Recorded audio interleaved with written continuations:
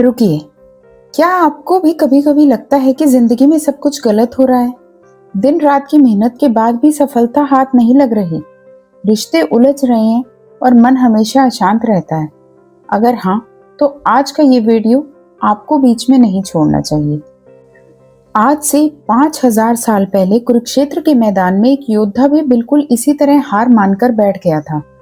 तब भगवान श्री कृष्ण ने उसे जो ज्ञान दिया, उसने ना सिर्फ उस युद्ध का बल्कि पूरी मानवता का इतिहास बदल दिया।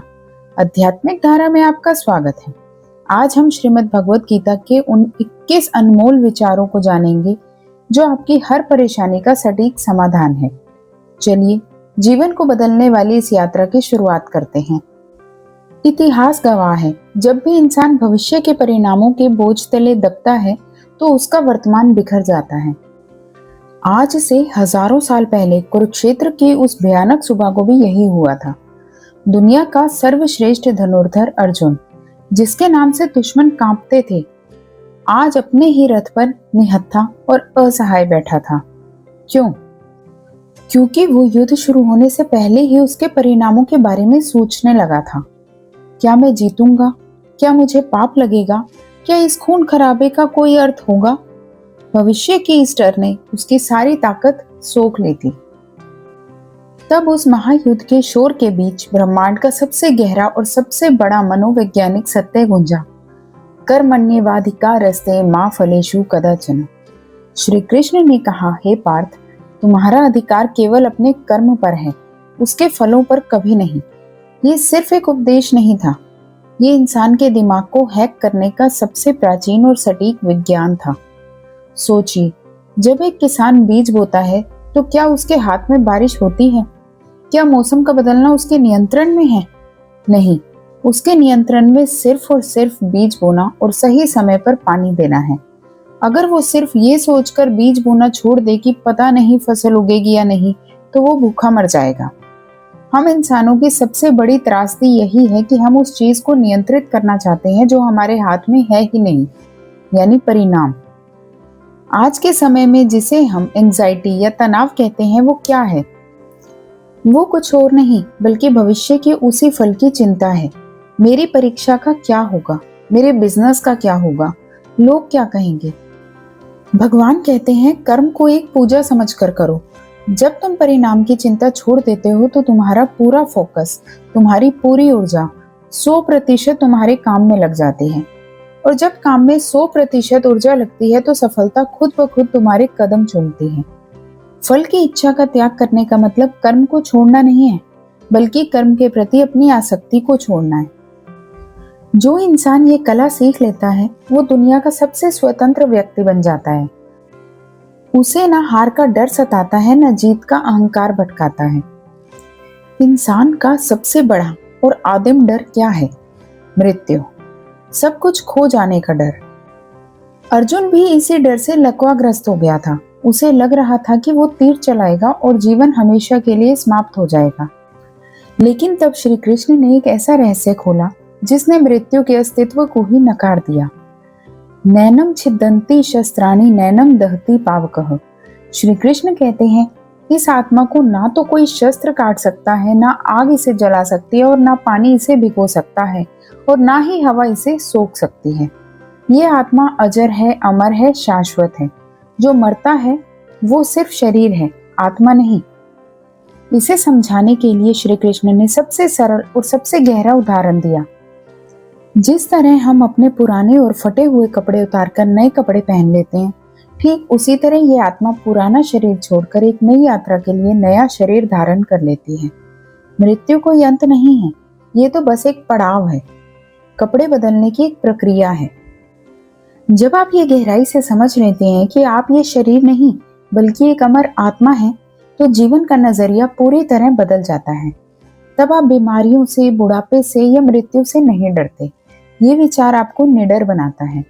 यह आपको एहसास कराता है कि आपके भीतर एक ऐसा तत्व है जिसे दुनिया की कोई भी ताकत, कोई भी इंसान, कोई भी परिस्थिति कभी कोई नुकसान नहीं पहुंचा सकती। आप अविनाशी हैं। मनुष्य के पतन की शुरुआत कभी बाहर से नहीं होती, वो हमेशा भीतर से होती है। और इस पतन का सबसे बड़ा बीज है क्रोध। हम सबने महसूस किया है कि जब हमें बहुत तेज गुस्सा आता है तो हम ऐसा कुछ कह देते हैं या कर देते हैं जिसका हमें जीवन भर पछतावा होता है। आखिर उस वक्त हमारा दिमाग काम करना क्यों बंद कर देता है? गीता इसका पूरा साइकोलॉजी समझाती है। श्री कृष्ण कहते हैं, क्रोधात भवति सम्मोह, सम्मोहात स्मृति विभ्रम। यानी जब इंसान को क्रोध आता है तो उसके भीतर डिल्यूजन यानी भ्रम पैदा होता है। भ्रम का अर्थ है क्या सही है और क्या गलत, ये देखने की क्षमता का खत्म हो जाना। जब भ्रम पैदा होता है तो मेमोरी नष्ट हो जाती है। इंसान भूल जाता है कि वो कौन है, वो किससे बात कर रहा है या उसका असली स्वभाव क्या है। और जब स्मृति नष्ट होती है तो बुद्धि यानी इंटेलेक्ट का नाश हो जाता है। इंसान की सोचने समझने की शक्ति खत्म हो जाती है। और याद रखिए, जिस दिन इंसान की बुद्धि मारी जाती है उस दिन उसका संपूर्ण विनाश निश्चित हो जाता है। क्रोध एक ऐसा तेजाब है जो उस बर्तन को ज्यादा नुकसान पहुंचाता है जिसमें वो रखा जाता है, बजाय उस चीज के जिस पर वह डाला जाता है। इसलिए क्रोध पर विजय पाना ही दुनिया की सबसे बड़ी विजय है। जो व्यक्ति उकसाए जाने पर भी शांत रह सकता है, असल में वही सबसे ताकतवर है। शांति कोई कमजोरी नहीं है, बल्कि ये आपके मन की वो अथाह गहराई का सबूत है जिसे दुनिया का कोई भी पत्थर हिला नहीं सकता। क्या आपने कभी सोचा है कि हम सब वो कुछ क्यों नहीं कर पाते जो हम करना चाहते हैं? हम जानते हैं कि सुबह जल्दी उठना अच्छा है, हम जानते हैं कि क्रोध नहीं करना चाहिए, फिर भी हम हार क्यों जाते हैं? श्री कृष्ण कहते हैं, हमारी हार हमारे बाहर की दुनिया से नहीं, हमारे अपने भीतर बैठे एक शत्रु से होती है, और वो है हमारा अपना मन। प्राचीन भारतीय ज्ञान में हमारे शरीर को एक रथ माना गया है। हमारी 5 इंद्रियां वो 5 बेलगाम घोड़े हैं जो हमेशा सुख और मजे की तरफ भागना चाहते हैं। लगाम है हमारा मन और सारथी है हमारी बुद्धि। अगर सारथी यानी बुद्धि कमजोर पड़ जाए और वो लगाम यानी मन को ढीला छोड़ दे तो ये इंद्रिया रूपी घोड़े हमारे जीवन के रथ को किसी भी खाई में गिरा सकते हैं। श्री कृष्ण बहुत स्पष्ट शब्दों में अर्जुन से कहते हैं, जिस व्यक्ति ने अपने मन को वश में कर लिया उसके लिए उसका मन उसका सबसे अच्छा मित्र है, लेकिन जिसने अपने मन को वश में नहीं किया उसके लिए उसका अपना मन ही उसका सबसे बड़ा और सबसे खतरनाक शत्रु बन जाता है। बाहरी दुनिया में बड़े बड़े साम्राज्यों को जीतने वाला सिकंदर भी अगर अपने मन का गुलाम है तो वो असल में एक भिखारी ही है। मन एक पानी की तरह है, जब ये अशांत होता है तो इसमें कुछ भी दिखाई नहीं देता, लेकिन जब ये शांत होता है तो इसमें पूरी दुनिया की गहराई साफ दिखाई देती है। इसे नियंत्रण में कैसे लाएं? भगवान कहते हैं, अभ्यास और वैराग्य से। बार बार अपने ध्यान को सही जगह पर वापस लाना ही अभ्यास है। जब आप अपने मन के मालिक बन जाते हैं तो दुनिया की कोई भी परिस्थिति, कोई भी इंसान आपको हरा नहीं सकता। असली जीत बाहर नहीं, आपके ठीक भीतर है। क्या आपने कभी गौर किया है कि जो काम आप पूरी शिद्दत से शुरू करते हैं वो बीच में ही क्यों रुक जाता है? और फिर क्यों आप एक ऐसा फैसला लेने के बाद दूसरे ही पल डगमगा जाते हैं? गीता के 4 अध्याय के 40वें श्लोक में भगवान श्री कृष्ण ने एक ऐसी चेतावनी दी है जो आज के दौर के हर ओवर थिंकर के लिए कड़वा सच है। श्री कृष्ण कहते हैं, जो व्यक्ति ज्ञान नहीं रखता, जिसके पास श्रद्धा नहीं है और जो हमेशा संदेह से घिरा रहता है, उसका विनाश निश्चित है। संदेह एक ऐसे कोहरे की तरह है जो आपको रास्ता नहीं भटकने देता, बल्कि आपको आगे बढ़ने से ही रोक देता है। श्री कृष्ण अर्जुन से कहते हैं कि संशय आत्मा के लिए ना तो इस लोक में सुख है और ना ही परलोक में। सोचिए, अगर एक डॉक्टर को अपनी दवा पर संदेह हो या एक सैनिक को अपनी बंदूक पर, तो क्या परिणाम होगा? आज हम अपनी काबिलियत पर संदेह करते हैं, अपने सपनों पर संदेह करते हैं और यहाँ तक कि अपने अपनों पर संदेह करते हैं। ये संदेह हमें मानसिक रूप से इतना कमजोर कर देता है कि हम बिना युद्ध लड़े ही हार जाते हैं। संदेह का सीधा संबंध अश्रद्धा से है। जब आपको ब्रह्मांड की शक्तियों पर या अपनी मेहनत पर विश्वास नहीं होता, तब संदेह जन्म लेता है। श्री कृष्ण कहते हैं कि संदेह करने वाले व्यक्ति का मन कभी शांत नहीं रह सकता, और जिस मन में शांति नहीं, वहां सुख का बीज कभी नहीं पनप सकता। इसलिए ज्ञान की तलवार से इस संशय रूपी दानव का वध कीजिए, निर्णय लीजिए, कर्म कीजिए और फिर पीछे मुड़कर कभी मत देखिए। इंसान सबसे ज्यादा दुखी कब होता है? जब वो किसी चीज को पकड़कर रखना चाहता है। हम चाहते हैं कि हमारी जवानी वैसी ही रहे, हमारा पैसा बढ़ता रहे, हमारे रिश्ते कभी न बदले। लेकिन कुरुक्षेत्र की उस पावन भूमि पर श्री कृष्ण ने मुस्कुराते हुए एक ऐसा सत्य बताया जो ब्रह्मांड का आधार है। परिवर्तन ही संसार का नियम है। जिसे आप मृत्यु समझते हैं वो असल में एक बदलाव है। जिसे आप अंत समझते हैं वो एक नई शुरुआत है। श्री कृष्ण कहते हैं कि एक पल में तुम करोड़ों के स्वामी बन जाते हो और दूसरे ही पल तुम दरिद्र हो जाते हो। ये उतार चढ़ाव ही जीवन की धड़कन है। अगर नदी का पानी रुक जाए तो वो सड़ जाता है। नदी की सुंदरता उसके बहाव में है, उसके बदलाव में है। ठीक उसी तरह जीवन की सुंदरता भी इसी बात में है कि यहाँ कुछ भी परमानेंट नहीं है। हम बदलाव से डरते हैं क्योंकि हम भविष्य को लेकर असुरक्षित महसूस करते हैं। लेकिन याद रखिए, अगर कल नहीं बदला होता तो आज आप यहाँ नहीं होते। आपका दुख, आपकी परेशानी, आपकी गरीबी, सब कुछ बदलने वाला है। अगर समय अच्छा है तो घमंड मत करो, और अगर समय बुरा है तो निराश मत हो, क्योंकि समय की एक ही सबसे बड़ी खूबी है, ये बीत जाएगा। ये विचार भगवत गीता के सबसे प्रसिद्ध दर्शनों में से एक है। जो हुआ वो अच्छा ही हुआ, जो हो रहा है वो अच्छा ही हो रहा है, जो होगा वो भी अच्छा ही होगा।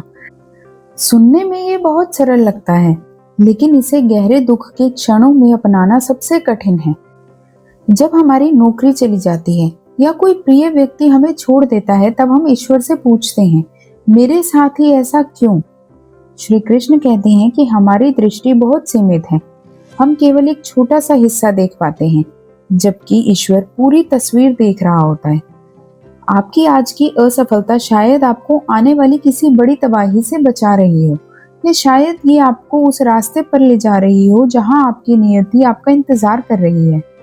आध्यात्मिक धारा का संदेश यही है, ब्रह्मांड के फैसलों पर भरोसा करना सीखिए। जब आप ये मान लेते हैं कि जो हुआ वो अच्छा था, तो आप पश्चाताप की आग से बाहर निकल आते हैं। इंसान का मन एक ऐसी आग है जिसे आप जितना घी डालेंगे वो उतनी ही बढ़ती जाएगी। हम सोचते हैं कि एक बार ये घर मिल जाए, एक बार इतनी गाड़ी मिल जाए तो मैं सुखी हो जाऊंगा। लेकिन क्या कोई कभी इच्छाओं को पूरा करके शांत हुआ है? गीता के दूसरे अध्याय के 71वें श्लोक में श्री कृष्ण कहते हैं, जो मनुष्य सभी इच्छाओं को त्याग कर देता है और ममता व अहंकार से रहित होकर जीता है, वही सच्ची शांति प्राप्त करता है। इच्छाओं के त्याग का मतलब ये नहीं है कि आप काम करना छोड़ दें या जंगल चले जाएं। इसका असली मतलब है अटैचमेंट का त्याग। आप चीजों का आनंद लें, लेकिन उन पर निर्भर ना रहें। अगर वो चीज चली जाए तो आपका सुख नहीं जाना चाहिए। जब हम अपनी खुशियों को बाहरी चीजों से जोड़ देते हैं तो हम उन चीजों के गुलाम बन जाते हैं। श्री कृष्ण कहते हैं कि जिस तरह समुद्र में नदियां आकर मिलती हैं, लेकिन समुद्र कभी अपनी मर्यादा नहीं छोड़ता, उसी तरह स्थिर बुद्धि वाला व्यक्ति अपनी शांति कभी नहीं खोता। इच्छाएं बुराई नहीं है, लेकिन इच्छाओं का दास बन जाना बुराई है। जब आप अपनी इच्छाओं को अपने ऊपर हावी नहीं होने देते, तो आपके भीतर एक ऐसी ऊर्जा पैदा होती है जो आपको साधारण मनुष्य से महापुरुष बना देती है। शांति बाहर की दुनिया में नहीं, इच्छाओं के इस शोर में शांत होने में है। तो चलिए आज से खुद से एक वादा करते हैं, हम कर्म करेंगे, पूरी ताकत से करेंगे, लेकिन अपनी शांति की चाबी किसी इच्छा या परिणाम के हाथ में नहीं देंगे। दोस्तों, आज हमने जाना कि कैसे संदेह हमारे सपनों को मारता है, कैसे बदलाव को स्वीकार करना ही जीवन है, और क्यों हमें हर परिस्थिति में सकारात्मक रहना चाहिए। दुनिया हमेशा से बटी हुई रही है। कोई अमीर है, कोई गरीब, कोई ताकतवर है तो कोई कमजोर। हम इंसानों ने अपनी सुविधा अनुसार समाज में अनगिनत दीवारें खड़ी कर दी हैं। लेकिन जब हम कुरुक्षेत्र के उस मैदान में भगवान श्री कृष्ण की वाणी सुनते हैं, तो ये सारी दीवारें ताश के पत्तों की तरह ढह जाती हैं। गीता के 5वें अध्याय में श्री कृष्ण समदृष्टि का एक ऐसा सर्वोच्च सिद्धांत देते हैं जिसे अगर इंसान समझ ले तो दुनिया से सारा भेदभाव खत्म हो जाए। भगवान कहते हैं, एक सच्चा ज्ञानी व्यक्ति वो है जो विद्या और विनय से युक्त ब्राह्मण, एक गाय, एक हाथी, एक कुत्ते और यहाँ तक कि एक चांडाल को भी एक ही समान दृष्टि से देखता है। क्यों? क्योंकि वो उनके बाहरी शरीर, उनके कपड़ों या उनकी सामाजिक स्थिति को नहीं देखता। वो उनके भीतर बैठे उस एक परमात्मा, उस एक ही आत्मा को देखता है। आज हम धर्म, जाति, रंग और हैसियत के नाम पर लड़ रहे हैं। हम भूल गए हैं कि बर्तन का आकार चाहे जो भी हो, उसके अंदर जलने वाली ज्योति एक ही है। जब आप हर इंसान में, हर जानवर में उसी ईश्वर का अंश देखने लगते हैं, तो आपके भीतर से नफरत और ईर्ष्या हमेशा के लिए खत्म हो जाती है। आप किसी का बुरा चाह नहीं सकते, क्योंकि आपको पता है कि दूसरे को चोट पहुंचाना खुद ईश्वर को चोट पहुंचाने के बराबर है। यही सच्चा ज्ञान है और यही सच्ची आध्यात्मिकता है। क्या आपको कभी दूसरों की जिंदगी देखकर लगा है कि काश मेरी जिंदगी भी वैसी होती, या काश मैं वो काम कर रहा होता? अर्जुन भी बिल्कुल यही सोच रहा था। एक क्षत्रिय, एक महान योद्धा, युद्ध के मैदान से भागकर एक सन्यासी का जीवन जीना चाहता था। उसे अपना काम पाप लग रहा था और दूसरे का काम पवित्र। तब श्री कृष्ण ने उसे स्वधर्म यानी अपने कर्तव्य का एक ऐसा कठोर और सत्य उपदेश दिया जो आज की पीढ़ी के लिए सबसे बड़ी सीख है। श्री कृष्ण अर्जुन से कहते हैं, किसी दूसरे के कर्तव्य की नकल करने से, चाहे वो कितना भी आकर्षक क्यों ना लगे, अपना खुद का कर्तव्य पालन करना ज्यादा श्रेष्ठ है, भले ही उसमें कमियां हों। अपने कर्तव्य का पालन करते हुए मर जाना भी कल्याणकारी है, लेकिन दूसरे के कर्तव्य को अपनाना बहुत खतरनाक है। हर इंसान एक खास गुण और स्वभाव के साथ पैदा होता है। आज की दुनिया में हम सोशल मीडिया देखकर दूसरों की सफलताओं की नकल करने दौड़ पड़ते हैं। कोई यूट्यूबर बन रहा है तो हम भी वही करेंगे, कोई बिजनेस कर रहा है तो हम भी वही करेंगे। हम अपनी मूल प्रकृति को भूल जाते हैं। गीता सिखाती है कि आप जो हैं उसे स्वीकार करें।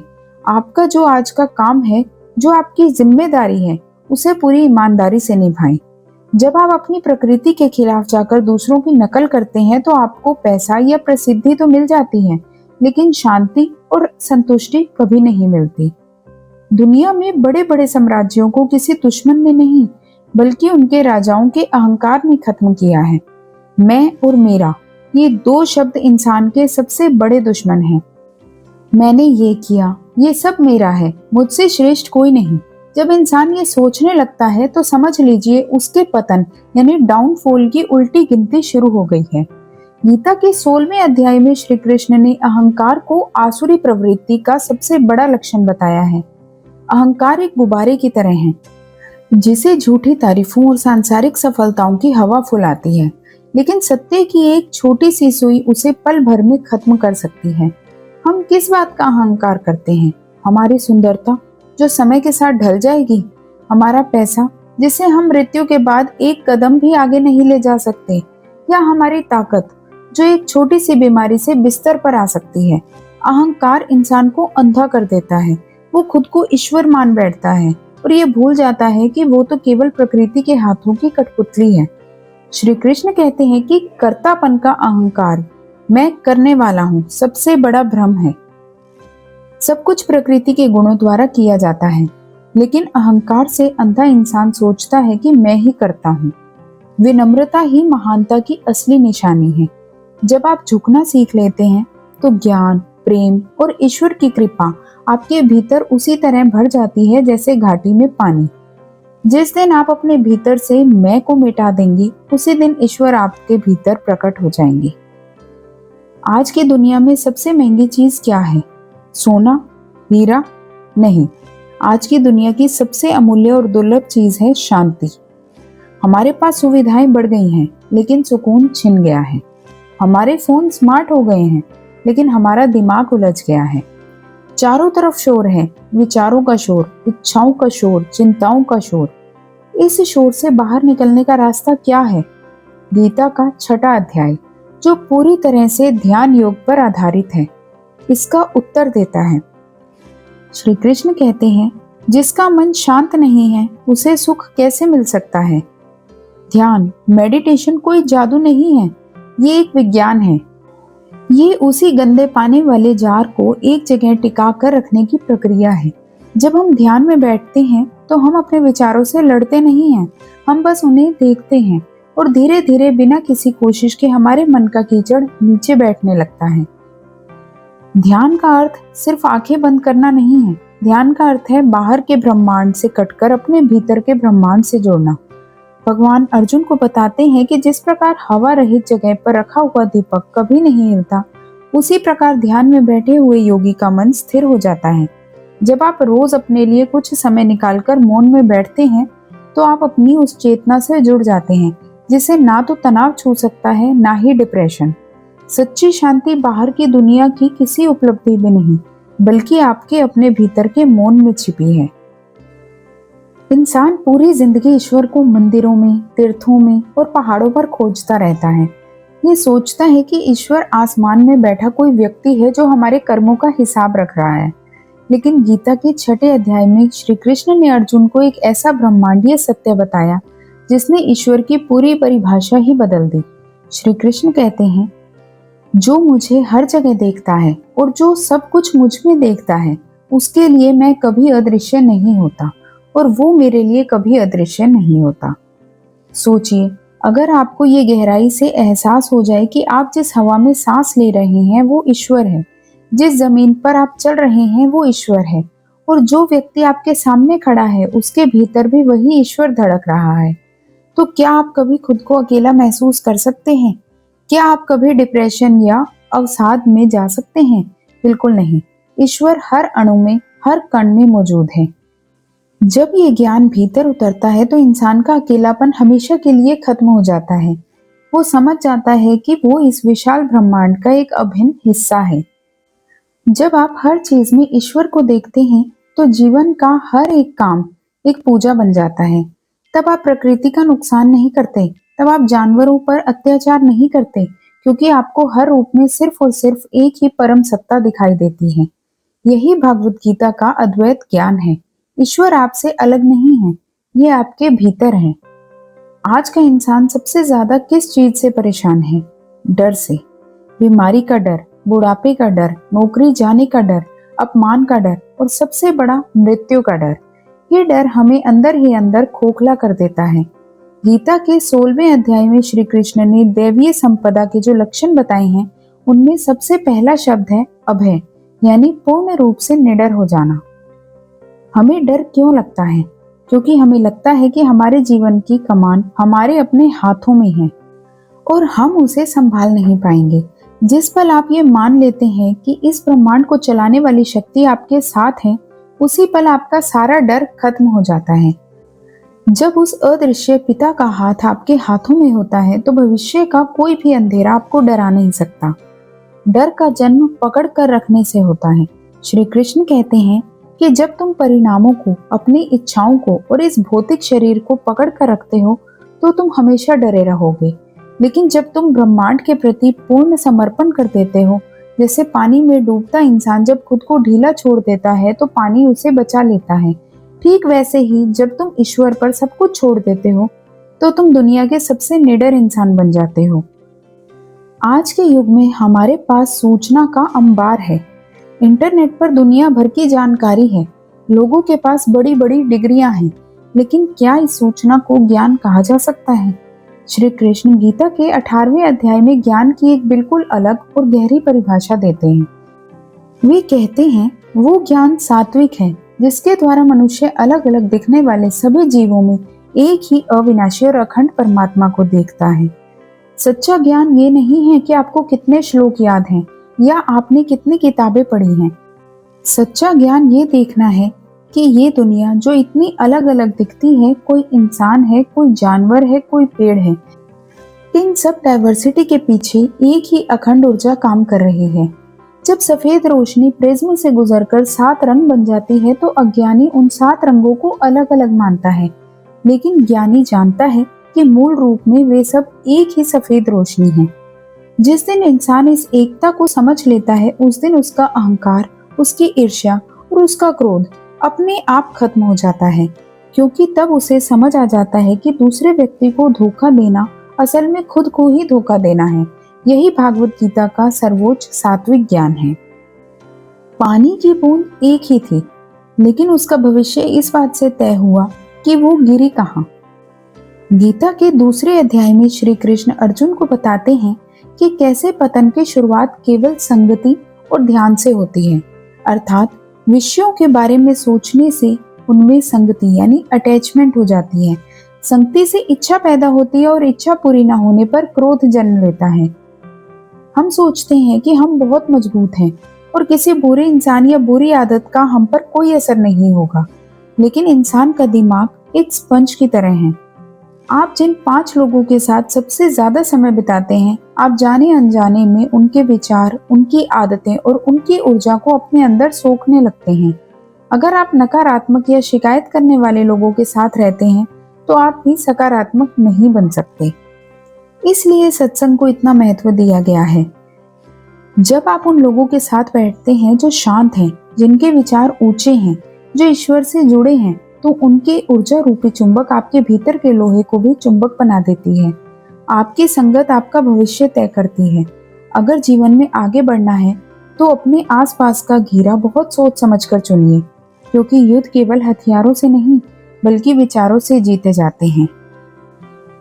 प्रकृति हमें हर पल एक ही पाठ पढ़ाती है, लेकिन इंसान अपनी आंखों पर लालच की पट्टी बांधे रहता है। सूरज अपनी रोशनी खुद नहीं लेता, पेड़ अपने फल खुद नहीं खाते और नदियां अपना पानी खुद नहीं पीती।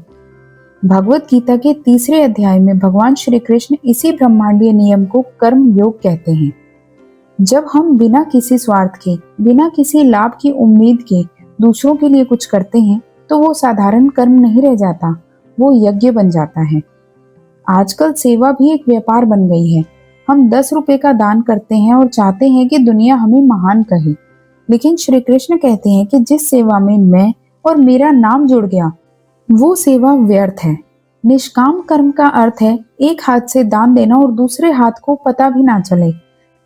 जब आप निस्वार्थ भाव से किसी की मदद करते हैं, तो आपको बाहर से कोई इनाम मिले ना मिले, लेकिन आपके भीतर जो शांति और आनंद का जन्म होता है, उसकी कीमत दुनिया की सारी दौलत से ज्यादा होती है। निस्वार्थ सेवा सीधा ईश्वर से जुड़ने का सबसे छोटा रास्ता है। इंसान के जीवन के सभी दुखों का सबसे बड़ा कारण क्या है? क्या वो गरीबी है? क्या वो बीमारी है? नहीं। गीता के अनुसार हमारे दुखों का सबसे बड़ा कारण है अटैचमेंट। प्रेम और मोह में बहुत बड़ा फर्क होता है। प्रेम आपको स्वतंत्र करता है, जबकि मोह आपको बांध देता है। हम रिश्तों से, संपत्ति से और अपनी सफलताओं से इस कदर चिपक जाते हैं जैसे उस बंदर ने मेवों को पकड़ रखा है। हम तड़पते हैं, रोते हैं, लेकिन अपनी मुट्ठी खोलना नहीं चाहते। श्री कृष्ण कहते हैं, जिस व्यक्ति ने मोह का त्याग कर दिया, जिसने इस बात को गहराई से स्वीकार कर लिया कि इस दुनिया में कुछ भी मेरा नहीं है, वो इस संसार में रहते हुए भी संसार के बंधनों से मुक्त हो जाता है। जो मिला है वो यहीं छूट जाना है। आपके बच्चे, आपके माता पिता, आपकी दौलत, ये सब ईश्वर की अमानत है, जो कुछ समय के लिए आपको सौंपी गई है। आप एक केयर टेकर की तरह उनका ध्यान रखें, लेकिन मालिक बनने की भूल ना करें। जिस दिन आप मोह छोड़ देंगे, उस दिन मृत्यु का डर भी हमेशा के लिए खत्म हो जाएगा। आज की पूरी दुनिया उसी कस्तूरी मृग की तरह, पागलों की तरह दौड़ रही है। हमें लगता है कि नई गाड़ी मिल जाएगी तो सुख मिलेगा, बैंक बैलेंस बढ़ जाएगा तो सुख मिलेगा, या कोई खास इंसान जिंदगी में आ जाएगा तो हम खुश हो जाएंगे। हम सुख को बाहर की दुनिया में खोज रहे हैं, जो खुद बदल रही है और नष्ट हो रही है। भगवत गीता के 6 अध्याय में श्री कृष्ण कहते हैं कि असली और स्थायी सुख सेंसेस यानी इंद्रियों के बाहरी संपर्क में नहीं है, वो तो तुम्हारी अपनी आत्मा के भीतर ही मौजूद है। सच्चा सुख वो नहीं है जो किसी चीज के मिलने पर आता है और उसके छिन जाने पर चला जाता है। सच्चा आनंद आपकी आत्मा का अपना मूल स्वभाव है। जब आप बाहर की दौड़ को रोककर अपनी आंखें बंद करके अपने भीतर उतरते हैं, तो आपको एक ऐसा खजाना मिलता है जिसे ना कोई चुरा सकता है, ना टैक्स लगा सकता है और ना ही वो कभी खत्म कर सकता है। दुनिया की चीजें आपको सुविधा दे सकती हैं, लेकिन सुकून आपको केवल और केवल अपने भीतर की यात्रा से ही मिलेगा। गीता के 6 अध्याय में अर्जुन भगवान श्री कृष्ण से इंसान की सबसे बड़ी कमजोरी के बारे में पूछता है। अर्जुन कहता है, हे माधव, ये मन बड़ा ही चंचल, हठी और बलवान है। इसे वश में करना हवा को मुट्ठी में पकड़ने जैसा असंभव लगता है। आज का हर युवा, हर इंसान यही सोचता है। हमारा मन एक जगह टिकता ही नहीं है। तब दुनिया के सबसे महान मनोवैज्ञानिक भगवान कृष्ण मुस्कुराते हुए इसका एक अचूक मंत्र देते हैं। श्री कृष्ण कहते हैं, हे महाबाहु अर्जुन, निसंदेह ये मन बहुत चंचल है और इसे वश में करना कठिन है, लेकिन लगातार अभ्यास और वैराग्य से इसे वश में किया जा सकता है। आप एक दिन में अपने मन के मालिक नहीं बन सकते। जब आपका ध्यान भटके, उसे पकड़कर वापस लाएं, फिर भटकेगा, फिर वापस लाएं। जिस तरह पानी की एक कमजोर बूंद चट्टान को चीर देती है, उसी तरह आपका निरंतर अभ्यास आपकी इस जिद्दी और भागते हुए मन को एक दिन आपका सबसे बड़ा गुलाम बना देगा। कुछ भी असंभव नहीं है, बस आपको बीच में रुकना नहीं है। हम पूरी गीता पढ़ लेते हैं, ज्ञान इकट्ठा कर लेते हैं, कर्म और योग सब समझ लेते हैं, लेकिन सबसे आखिर में 18वें अध्याय के 66वें श्लोक में श्री कृष्ण गीता का सबसे बड़ा और सबसे अंतिम और सबसे रहस्यमय उपदेश देते हैं। भगवान अर्जुन से कहते हैं कि अब सारे ज्ञान को, सारे तर्कों को और सारे धर्मों को एक किनारे रख दो और मेरी इस अंतिम बात को सुनो। श्री कृष्ण कहते हैं, सभी धर्मों को छोड़कर, सब कुछ त्याग कर केवल मेरी शरण में आ जा। तो चिंता मत कर, मैं तुझे सभी पापों से मुक्त कर दूंगा। ये है पूर्ण समर्पण। जब आपके जीवन के सारे रास्ते बंद हो जाएं, जब दिमाग काम करना बंद कर दे, तब इंसान को बस ये मान लेना चाहिए कि जो कुछ हो रहा है वो ब्रह्मांड चला रहा है।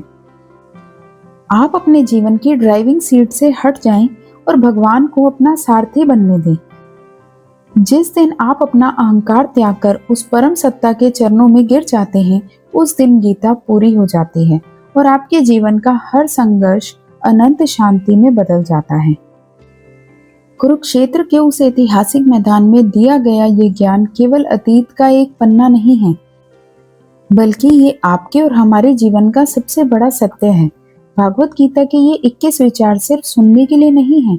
अगर इनमें से एक भी विचार आपने अपने जीवन में उतार लिया, तो यकीन मानिए आपकी सारी उलझनें, तनाव और जीवन का हर डर हमेशा के लिए खत्म हो जाएगा।